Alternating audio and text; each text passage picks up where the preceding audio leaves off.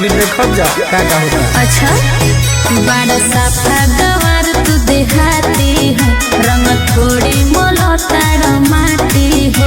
अरे whisky brandy में हूँ नहीं के माजा, जवन माजा पौआ में। अच्छा असली होली होला रे गोरखी, यूपी बिहार के गौआ में। अरे जिया असली होली होला रे गोरखी, झारखंड बिहार के गौआ में।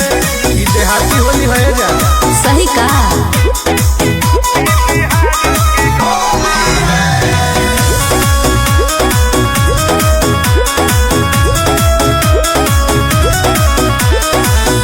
हम न खेलब होली ये नहावे लगी है सा। अपा की पटक के लगावे लगी है सा।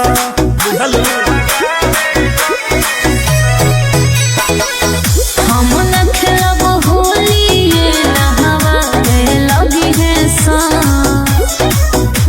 बाकी पटक के लगावे लगी है सा। अच्छा अरे सोहर न होटे की खोजी है सा, होटल ले जाई है ससुर सहुआ में। का असली होली होला रे गोरखी, यूपी बिहार के गौआ में। सही में असली होली होला रे गोरखी, झारखंड बिहार के गौआ में। अरे खेल के देखो हो मन खुश हो जाए। ई बात बा।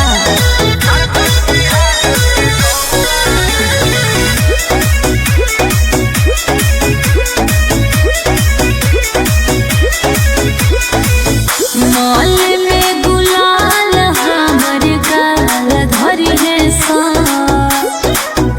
ऊपर से नीचे ले लाल करी है सा। बुझल ऐसन का ए मॉल में गुलाल हमर गाल धरी है सा। ऊपर से नीचे ले लाल करी है सा। हाँ अरे सुनील टुन टुन रंग डली है कमर लचकौआ में। असली होली होला रे गोरखी, यूपी बिहार के गौआ में। आई हो दादा असली होली होला रे गोरखी, झारखंड बिहार के गौआ में। खेल लो मन खुश हो जाए। खिला दा।